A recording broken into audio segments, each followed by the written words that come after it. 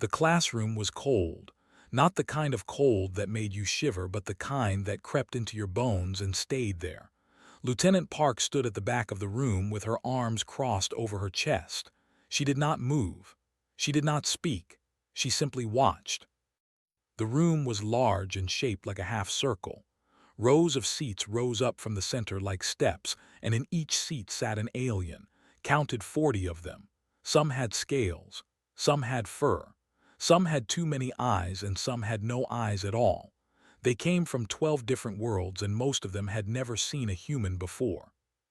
Was the only human on the entire space station. The Terran Republic had sent her here as part of a peace agreement. She was supposed to watch and learn. She was supposed to be quiet and polite. She was supposed to make humans look good. Right now, she was finding that very hard to do. At the front of the room stood the instructor. His name was, and he belonged to a species called the. He was tall and thin, with hard skin that looked like the shell of a beetle. His arms were long and ended in sharp points. When he spoke, his voice clicked and buzzed like insects in summer. A large hologram floated in the air beside him. It showed a human body, spinning slowly. The body was naked and displayed every muscle, every bone, every organ. It looked like something from a medical school. Tapped the hologram with one of his sharp limbs. The image zoomed in on the chest. "This is the human heart," he said. "It is located here, slightly to the left of center. A single strike with a blade will stop it. Death follows in seconds." His jaw tightened. She bit the inside of her cheek to keep herself quiet. A young alien in the front row raised what might have been a hand. He was covered in blue scales and had 3 eyes arranged in a triangle on his face. "Instructor, are humans really so easy to kill?" Made a sound that might have been a laugh. "Yes, humans are one of the most fragile species in the known galaxy. They have no natural armor, their skin is soft. They cannot regrow lost limbs. They have only one heart, one brain, and one set of lungs. By galactic standards, they are remarkably easy to destroy." The blue alien nodded and wrote something on his tablet. Stayed very still. Her face showed nothing, but inside, something was starting to burn. Another alien spoke up. This one looked like a giant insect with wings folded against its back. Its voice was high and thin. "If they are so weak, how did they become a galactic power? How did they build starships and colonies?" Waved one limb dismissively. "Humans are clever. We do not deny this. They use tools and weapons to make up for their physical weakness. But in direct combat without their technology, they are no threat." Almost laughed at that, almost. The lecture continued.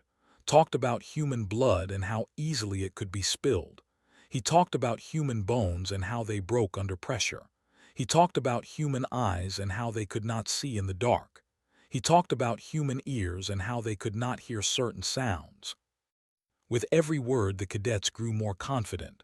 Some of them smiled. Some of them whispered to each other. One of them, a large creature covered in thick gray fur, even laughed out loud. "They sound like prey," the furry alien said, "not predators." Clicked his mandibles in agreement. An excellent observation. On their home world, humans were not at the top of the food chain. They had to fight for survival against larger, stronger animals. They won through numbers and tools, not strength. At the back of the room, uncrossed her arms.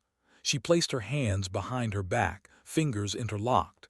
It was a military pose, the kind she had learned in basic training. It helped her stay calm when she wanted to scream. One alien had been watching her throughout the lesson. He sat near the middle of the room, and he was different from the others.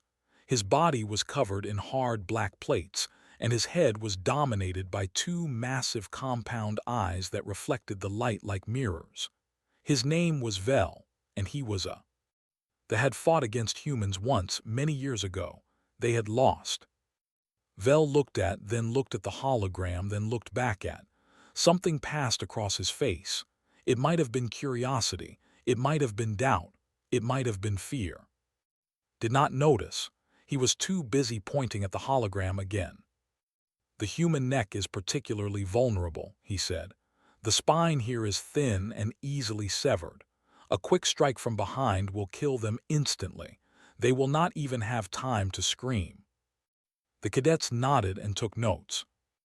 Watched them write down ways to kill her species. She watched them discuss it like they were talking about hunting animals. She watched them laugh and joke about how easy it would be. And she waited. She had been ordered to observe. She had been ordered to stay quiet. She had been ordered to keep the peace. But orders could only hold her for so long. The lesson was not over yet, had more to teach, and the cadets had more to learn. They thought they were learning how to fight humans. They thought they were learning how to win. They were wrong. They were learning how to make a terrible mistake. And when the lesson was finished, would teach them something they would never forget for. The hologram changed. Now it showed the inside of a human head. The brain floated there, gray and wrinkled, surrounded by thin layers of bone. Pointed at it with his sharp limb. The human brain is their greatest weakness and their greatest strength. It controls everything. If you damage it, the human dies. If you cannot reach the brain, you can still hurt it by cutting off its oxygen supply. He made the hologram zoom out to show the full body again. Red lines appeared, tracing the path of blood through the human form. Humans breathe air, continued. They need oxygen constantly. If you stop them from breathing for just 4 minutes, their brain begins to die. 6 minutes and they are gone forever.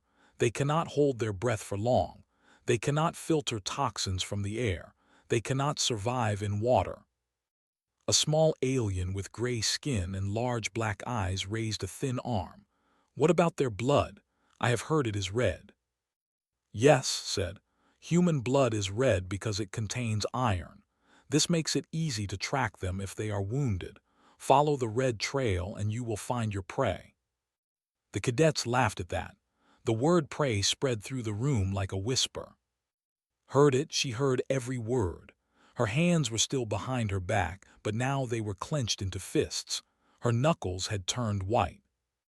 Walked slowly in front of the hologram. His shell gleamed under the bright lights of the classroom. "Let us discuss temperature. Humans are what we call warm-blooded. They must maintain a body temperature of approximately 37 degrees.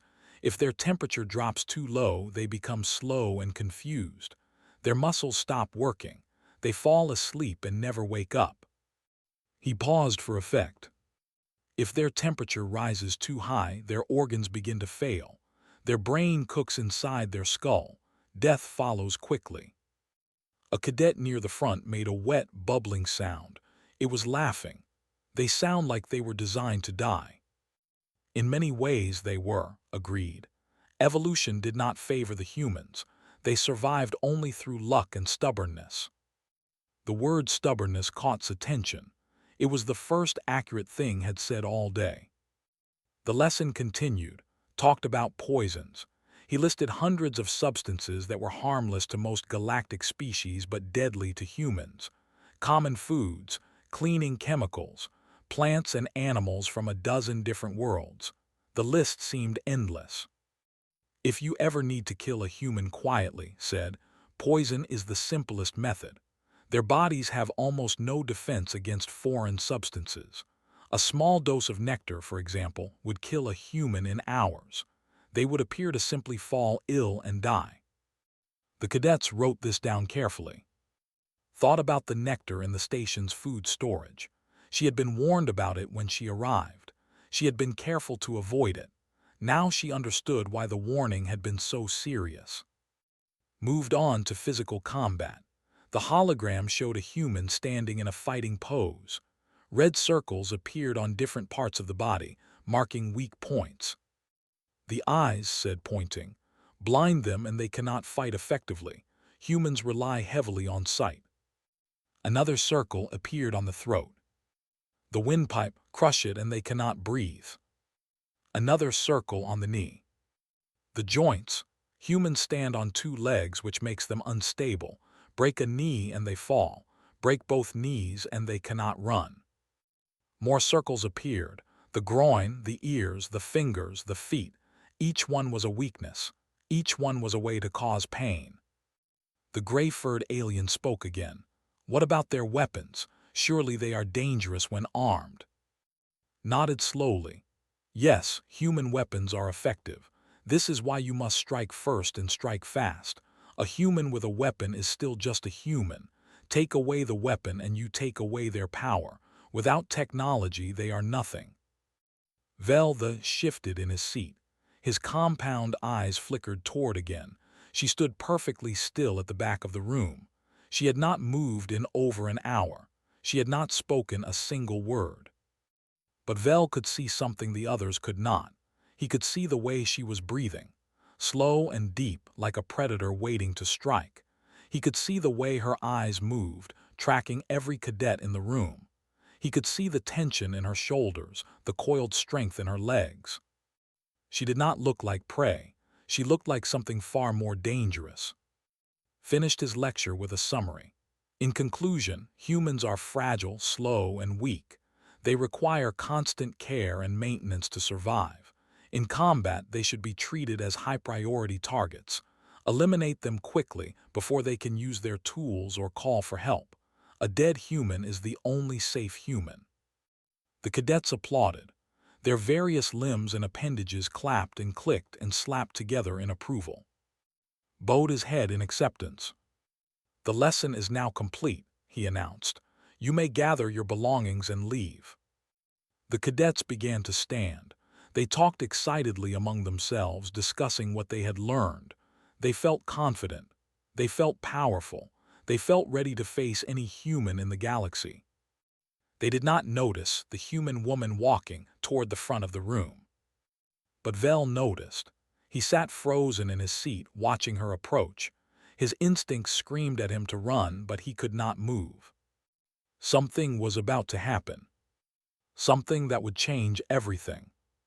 The sound of boots on metal cut through the noise of the classroom. Click, click, click. Each step was slow and deliberate. Each step demanded attention. The cadets stopped talking. One by one, they turned to look. Lieutenant Park walked down the center aisle toward the front of the room. Her back was straight. Her chin was high. Her eyes were fixed on like a targeting system locked on its prey. The instructor turned to face her. His mandibles clicked nervously.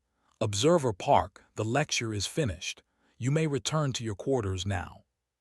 Stopped 3 meters away from him. She did not salute. She did not bow. She simply stood there looking at him with eyes that held no warmth.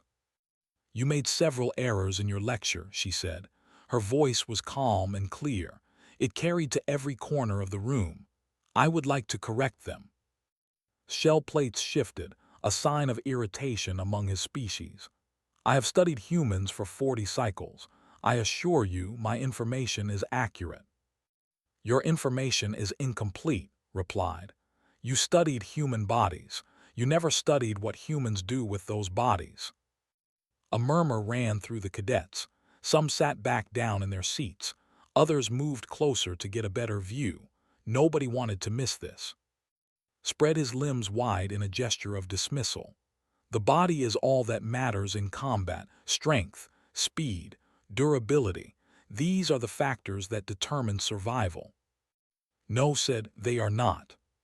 She turned to face the cadets. 40 pairs of alien eyes stared back at her. Some were curious. Some were confused. A few were hostile. Vel sat perfectly still in his seat. His compound eyes reflected her image 1,000 times over. Everything your instructor told you is true, began. Humans are fragile. We have soft skin. We break easily. We cannot see in the dark. We cannot breathe underwater. We cannot survive in extreme temperatures. She paused and let those words hang in the air. But your instructor left something out. He told you our weaknesses, but he did not tell you our strength. He told you how to hurt us, but he did not tell you what happens when you hurt us and we do not die. The room was completely silent now. Took a step forward. You think you know how to kill a human. Let me tell you what your instructor does not understand. To kill a human, you have to kill us all the way. You have to make absolutely sure we are dead. Because if you leave even a small spark of life in us, we will use that spark to burn you down." The gray-furred alien snorted, bold words from a fragile species. Turned to look at him, her gaze was like ice. "What is your name, cadet?" The alien hesitated. "I am called of the people." Repeated, "Tell me, have they ever fought against humans?" Sfur bristled with pride. "No, we have had no need. Humans have never threatened our territory." "That is correct," said. "And do you know why humans have never threatened your territory? Because they signed a peace treaty with us 60 years ago. They chose friendship over war." She turned to look at Vel. They made a different choice.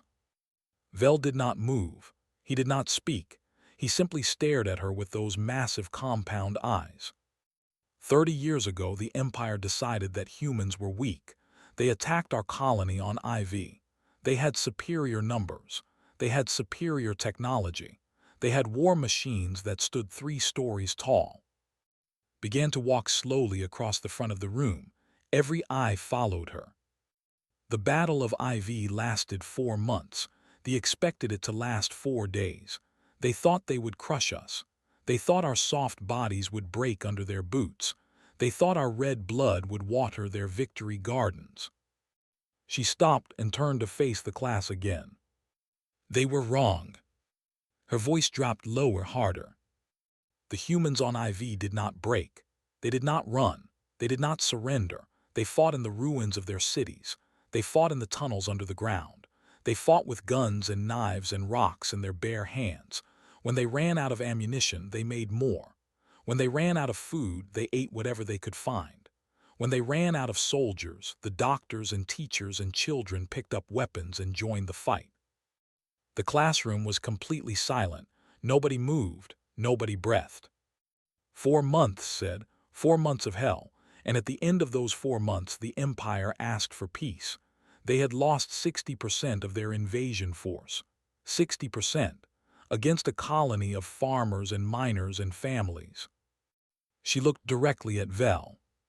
Your people learned something important that day.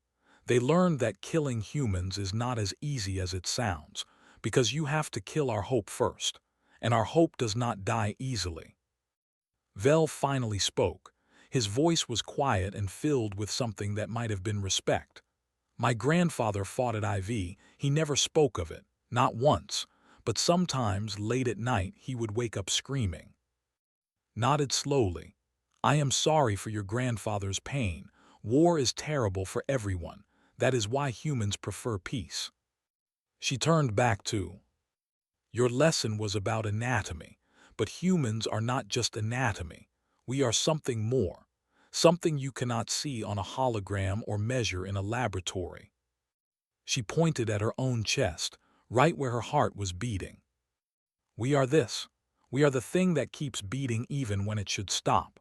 We are the voice that says no when the universe says give up. We are spite and stubbornness and the absolute refusal to accept defeat. His mandibles clicked rapidly. He was nervous now.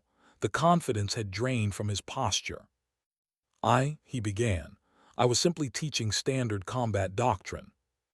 Your doctrine is wrong, interrupted, and today I am going to correct it. Pulled up the sleeve of her uniform. The movement was slow and deliberate, like everything she did. Underneath the gray fabric, her arm was covered in scars.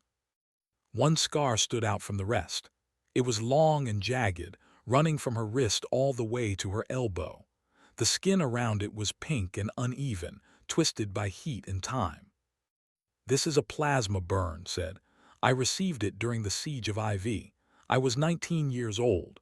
A soldier shot me at close range. The blast melted through my armor and into my flesh. I could smell my own skin cooking. The cadets stared at the scar. Some of them looked away, unable to face it. The medics told me I would never use this arm again. They said the nerve damage was too severe. They said I should accept a robotic replacement and retire from combat. She flexed her fingers, opening and closing her hand. I refused.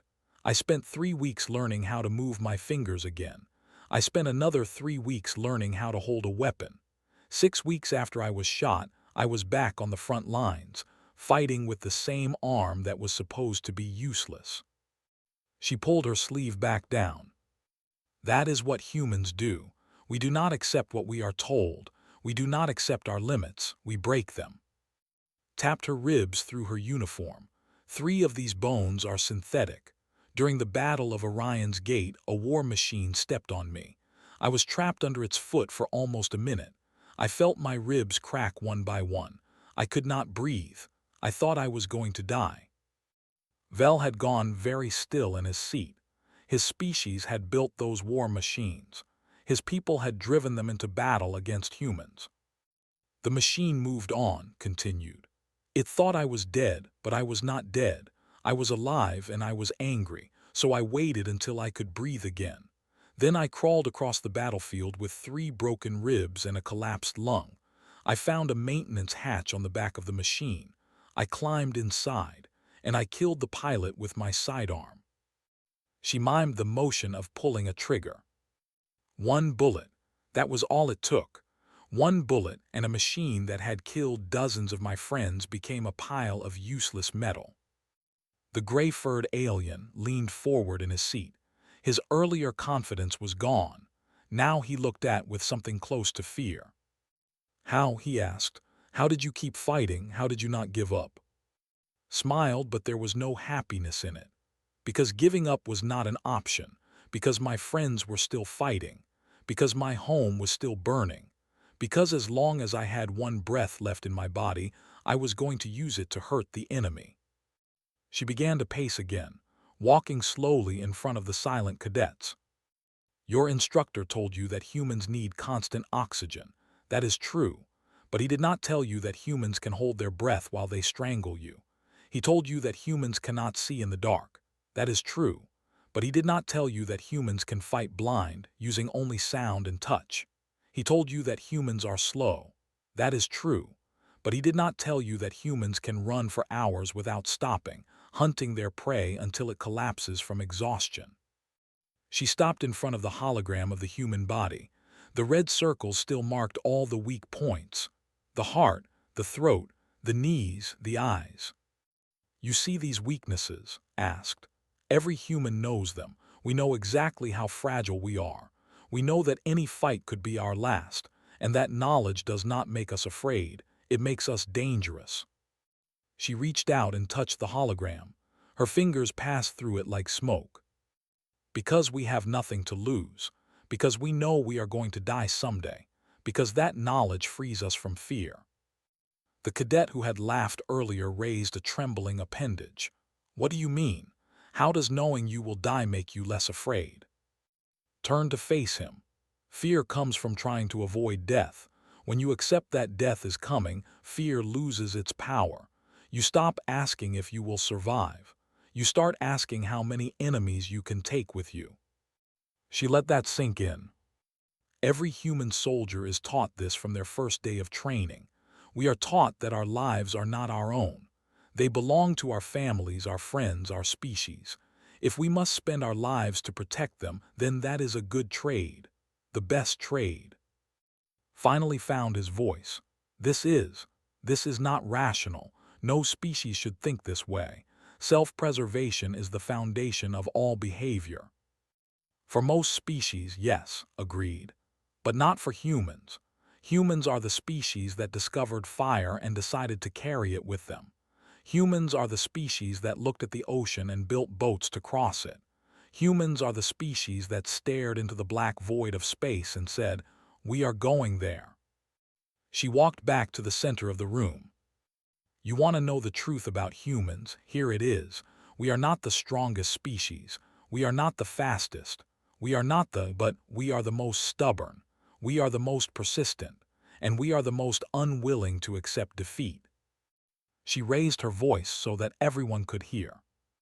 Your instructor taught you how to hurt a human, but hurting us is easy. Stopping us is impossible. Spoke again, his voice barely a whisper. Then how do we fight you? Looked at him, her eyes softened just a little. You do not, she said. You make friends with us instead, because we are the best friends you will ever have. We will die for the people we love. We will cross galaxies to help them. We will give everything we have to protect them. She paused. But if you make us your enemy, we will give everything we have to destroy you. And we will not stop until one of us is gone. 3 months passed after that day in the classroom. Things changed slowly at first, then all at once. Requested a transfer to a different department. He said he wanted to focus on research instead of teaching. Nobody believed him, but nobody stopped him either. Some lessons are too hard to unlearn, and had learned something that day that shook him to his core. The Galactic Academy held meetings. Important aliens in fancy robes sat around long tables and argued about curriculum changes. Reports were written, studies were conducted, experts were consulted. In the end, the decision was simple. The course called Human Vulnerabilities was removed from the combat training program. In its place, a new course was added. They called it Human Persistence, Understanding Terran Psychology in Diplomacy and Conflict. Lieutenant Park was invited to teach it. She accepted. On the first day of the new course, stood at the front of a different classroom. This one was larger than the old one, with seats for over 100 students. Every seat was filled. Aliens from 24 different species sat waiting, their eyes fixed on the human woman who had changed everything. Vel sat in the front row. He had specifically requested this course. He had waited in line for 3 hours to make sure he got a seat. Looked out at her students. She wore her military uniform, pressed and clean. The scars on her arm were hidden beneath her sleeve, but everyone knew they were there. Word had spread quickly through the station. "Welcome," she said. "My name is Lieutenant Park of the Terran Republic.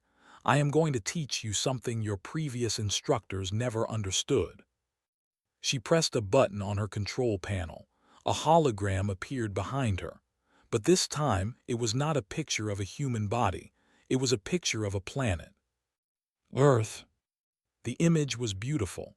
Blue oceans covered most of the surface, broken by green and brown continents. White clouds swirled in patterns across the atmosphere. It looked peaceful. It looked fragile. "This is my home," said. "This is where humans come from. A small planet in a quiet corner of the galaxy. Nothing special about it, just another rock floating in space." She let the cadets look at it for a moment. "But this planet tried to kill us every single day. Ice ages that lasted thousands of years, diseases that wiped out millions, earthquakes and floods and storms and fires, predators that wanted to eat us, plants that wanted to poison us, even the sun wanted to burn us." She smiled slightly. "And you know what we did? We won." The cadets murmured among themselves. Some of them did not understand. How could you win against a planet? "We did not win by being strong," explained. "We won by being stubborn. We refused to die. Every time nature knocked us down, we got back up. Every time the world said we should not exist, we said no. We are staying." She walked closer to the hologram and pointed at a dark area on one of the continents. "This is Africa. This is where humans began. We were small and weak and scared. But we had something that other animals did not have. We had each other. We worked together. We helped each other. We shared food and shelter and warmth. And slowly we became something greater than ourselves." She turned back to face the class. "That is the first lesson I want to teach you. Humans are not dangerous because of what we are as individuals. We are dangerous because of what we are together. One human is fragile. 1,000 humans are an army. 1,000,000 humans are a civilization. 1,000,000,000 humans are a force of nature." Vel raised one of his limbs. "Lieutenant, may I ask a question?" Nodded, "Of course." "My people fought against humans at IV. We lost, but we had better technology. We had more soldiers. We had every advantage." His compound eyes reflected the light of the hologram. "How did you win?" Was quiet for a moment. She looked at Vel with something that might have been sadness or perhaps respect. "We won because we were fighting for something," she said finally. "Your people were fighting to conquer. We were fighting to survive. When you fight to conquer, defeat is disappointing. When you fight to survive, defeat means death. That difference changes everything." She walked to the other side of the room. A human who is fighting for their home, their family, their loved ones, will do things that seem impossible. They will ignore pain. They will ignore fear. They will ignore every instinct telling them to run away, because the thing they are protecting is more important than their own life. The classroom was silent. Every student was listening. "That is the second lesson," continued. "Do not make humans fight for survival, because we have been doing that for 200,000 years. We are very, very good at it." She pressed another button. The hologram of Earth disappeared. In its place appeared images of humans and aliens standing together, shaking hands, signing treaties, building things together. "But there is a better way," said. "Instead of fighting us, you can join us. You can be part of our pack, our family, our team." She looked directly at Vel. "The Inhumans are at peace now. We trade with each other. We learn from each other. Some have even married humans." She paused. "Your grandfather's war created something terrible, but what came after created something beautiful."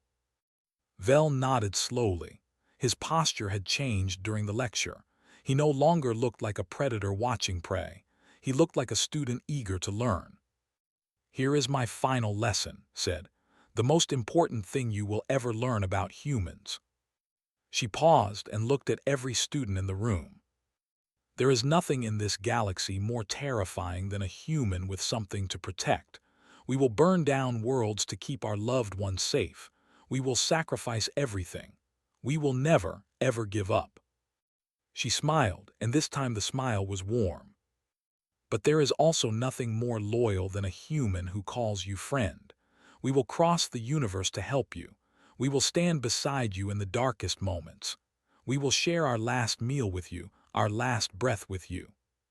She placed her hand over her heart. "So do not learn how to kill us. Learn how to stand beside us. Learn how to be our friends, because together, humans and aliens can do something incredible." Her eyes shone with something that might have been hope. "Together, we can become something the universe has never seen before, a family that spans the stars." The classroom was silent for a long moment. Then Vel began to applaud. His hard black limbs clicked together in the gesture of deep respect. One by one, the other students joined him. The sound filled the room, growing louder and louder until it seemed to shake the walls. Lieutenant Park stood at the center of it all, watching her students cheer. She thought about the old classroom, where aliens had learned how to kill her people.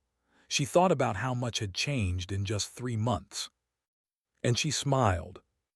This was the real lesson, not how to hurt each other, but how to help each other.